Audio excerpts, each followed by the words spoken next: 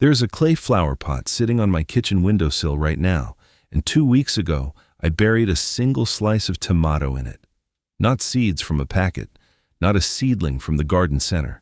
One slice, about a 1/4 inch thick, cut from a tomato that cost me maybe 40 cents at the grocery store.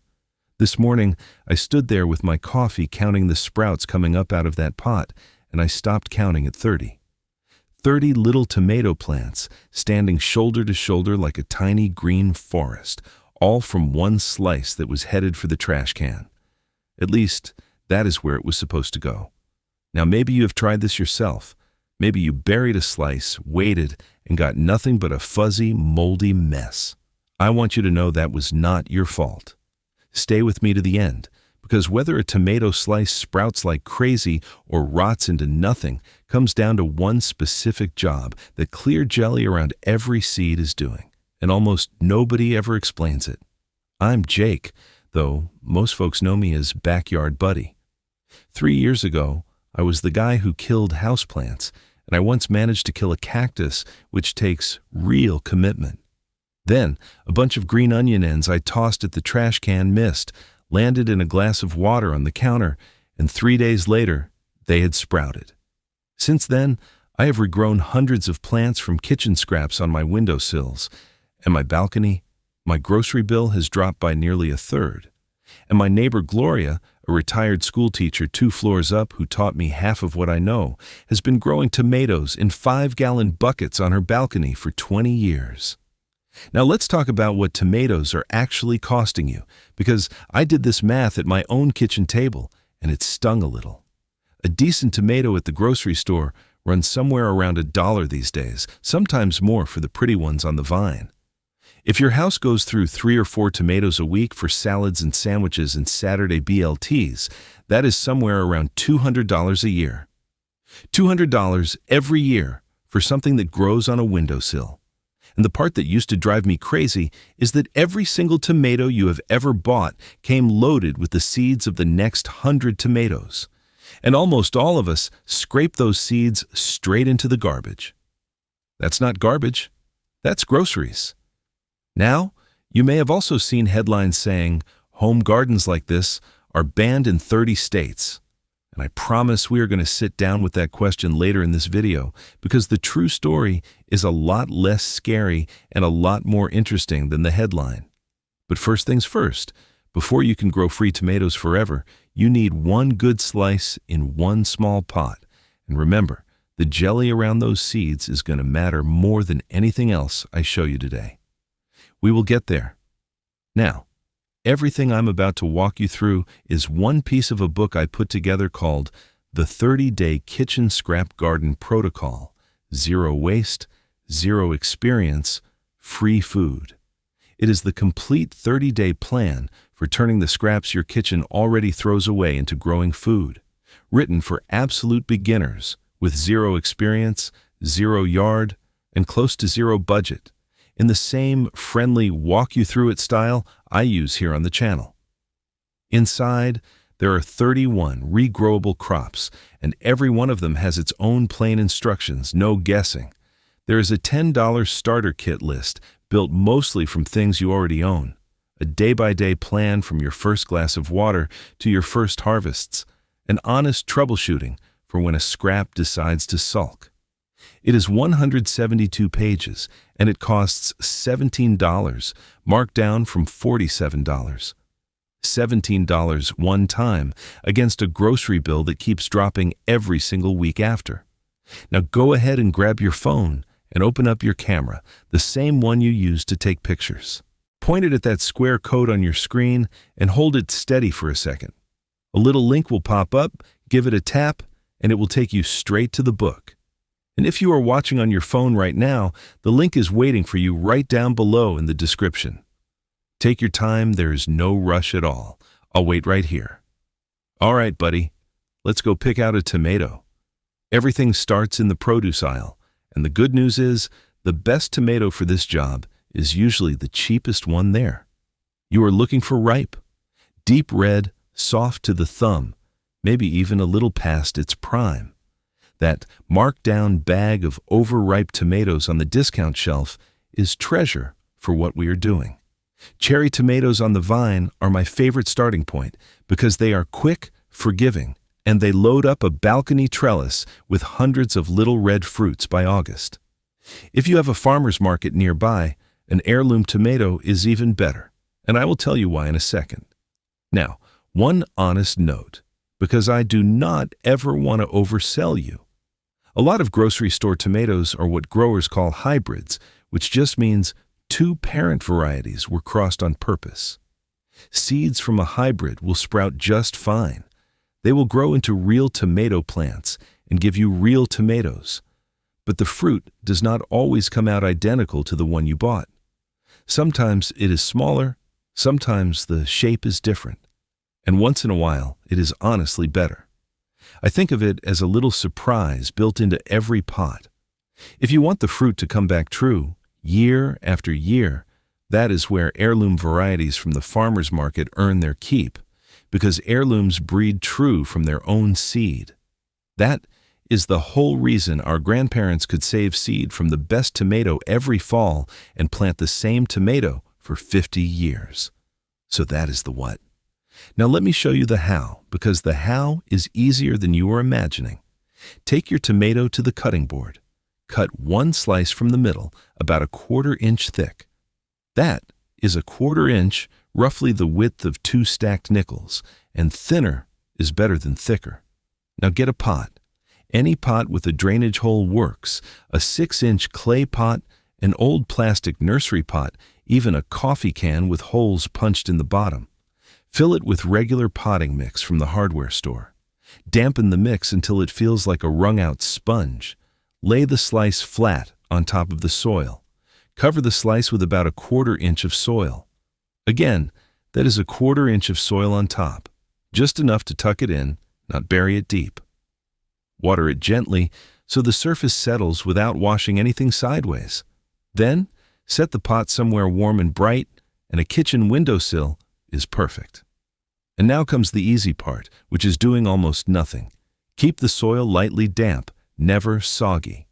Check it with a fingertip every day or two. Somewhere between day 7 and day 14, you will look over from the coffee maker and see little green loops pushing up out of the dirt. And I promise that moment never gets old. 7 to 14 days.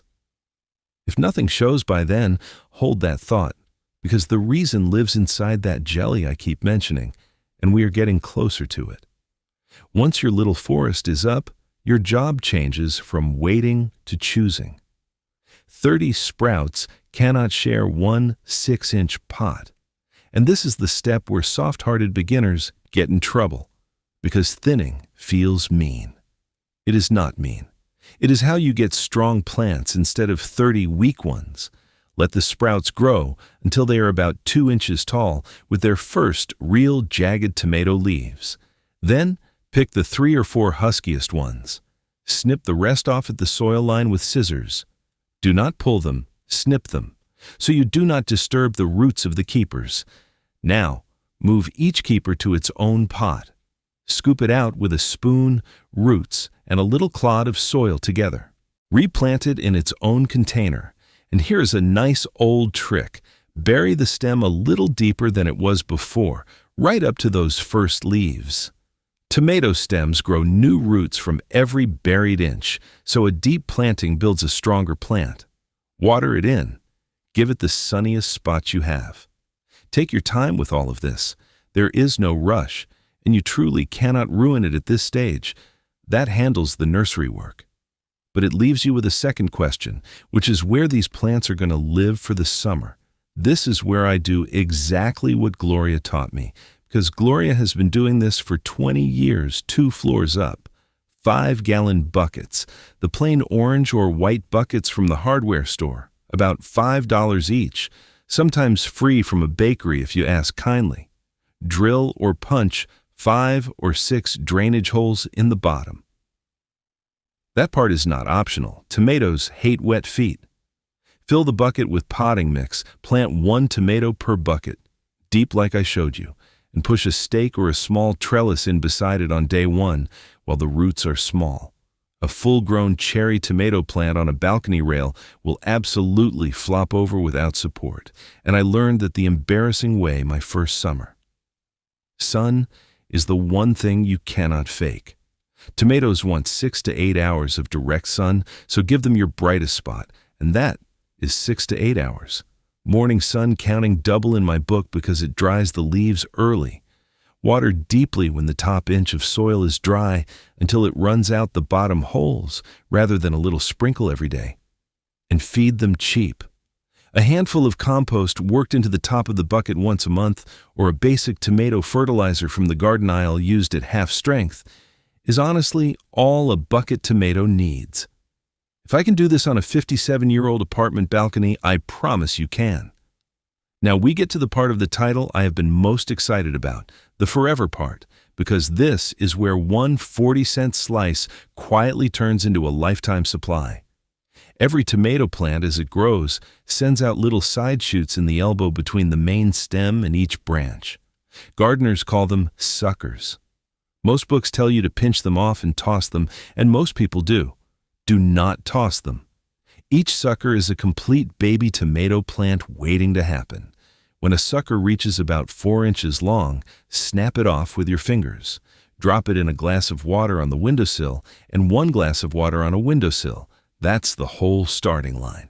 In 7 to 10 days, white roots will be curling out of the stem underwater. Pot it up, and you have a brand new plant, identical to its parent, for free. One healthy bucket tomato can hand you a dozen new plants in a season this way. Plants for your other buckets, plants for your kids, plants for the neighbor who keeps admiring your balcony. And every fall, you save a few seeds from your best fruit for next spring, and the wheel just keeps turning. My first summer, I bought exactly 1 tomato. I have not needed to buy a tomato plant or a tomato since. This is where the story takes a turn. Nobody expected, though, because it is exactly this kind of endless free food that those banned headlines are about. So let's finally sit down with that. All right, so here is where things get interesting, and I want to be straight with you, because you have earned a plain answer. When you see a headline about home vegetable gardens being banned, it is almost never about the tomato. It is about where the garden is. Plenty of towns and homeowners associations across the country have rules written decades ago about what a front yard is supposed to look like, and vegetable gardens were not on the approved list. The most famous case was a couple down in Florida who had kept a beautiful vegetable garden in their front yard for 17 years, until their village changed its rules and made them dig the whole thing up. People were so bothered by that story that a few years later, Florida passed a state law protecting front yard vegetable gardens for everyone. So the rules exist, they vary town by town, and added up across the country, you can honestly get to headlines about dozens of states. The other piece is seeds. Some modern, specially bred varieties are patented, and the paperwork on those comes with rules against propagating them, mainly aimed at people selling plants. Nobody is knocking on doors over a windowsill. And notice what none of this touches.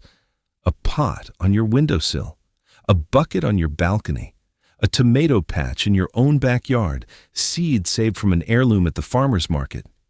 That is the honest picture. The old rules were written for lawns and flower beds.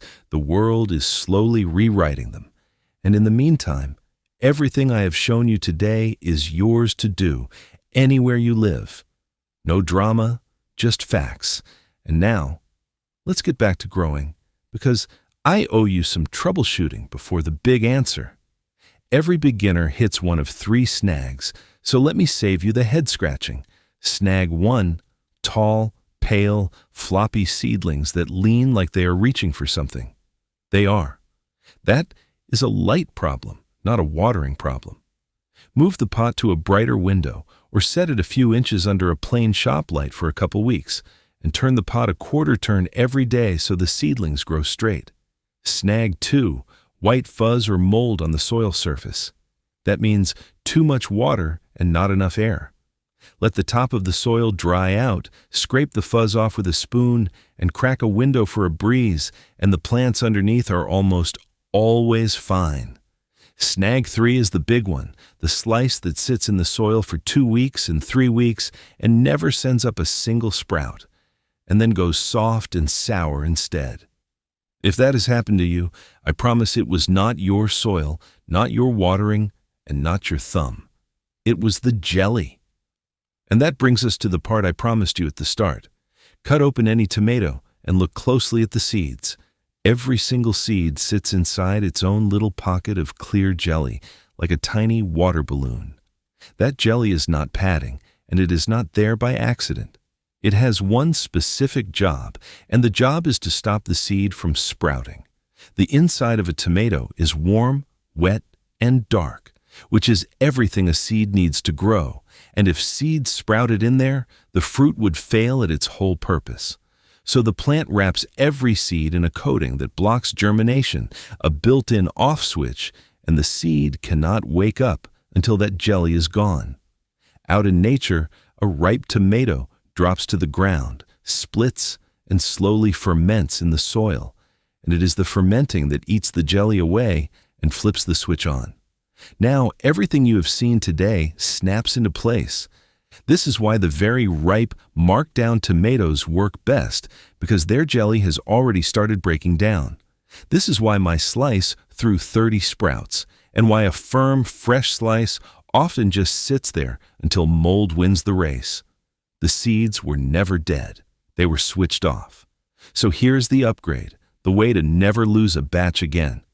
Scoop the seeds and their jelly into a jar. Add half a cup of plain water. Set the jar on the counter out of the sun for 2 to 3 days. And that is 2 to 3 days, no longer. A thin, funny-smelling film will form on top. And that film is the fermentation doing exactly what nature does on the ground. Pour everything into a kitchen strainer. Rinse the seeds under the faucet, rubbing gently until they feel gritty instead of slippery. Plant them damp or dry them on a paper plate for next spring.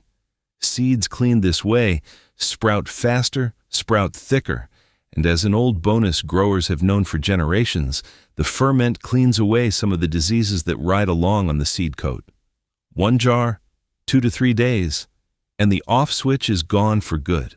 And that is the whole idea, one scrap at a time, one little mechanism at a time. That jelly trick is exactly the kind of thing the book was built for. The 30-day kitchen scrap garden protocol walks you through 31 crops just like this one, day by day for 30 days, starting with scraps that are sitting in your kitchen tonight, each with its own plain instructions and its own troubleshooting when something sulks. It is written for 0 experience, 0 yard, and close to 0 budget. And it costs $17, marked down from $47 one time against a grocery bill that starts shrinking the first week you use it. Now go ahead and grab your phone and open up your camera, the same one you use to take pictures. Point it at that square code on your screen and hold it steady for a second. A little link will pop up, give it a tap, and it will take you straight to the book. And if you are watching on your phone right now, the link is waiting for you right down below in the description. Take your time, there is no rush at all. I'll wait right here. So that is the whole road, one ripe slice. A 1/4 inch of soil, a couple of buckets, a glass of water for the suckers, and a 2 to 3 day jar that switches every seed on. Tell me in the comments the first scrap you're going to regrow, or the one you have already got going on the windowsill. I read every single one. Next time, I am going to show you how one sprouting potato from the back of your pantry turns into a whole bucket of new potatoes on a balcony, no digging and no yard. And the moment you tip that bucket over is the most fun you can have in container gardening. Don't throw it away, grow it. I'll see you next time, buddy.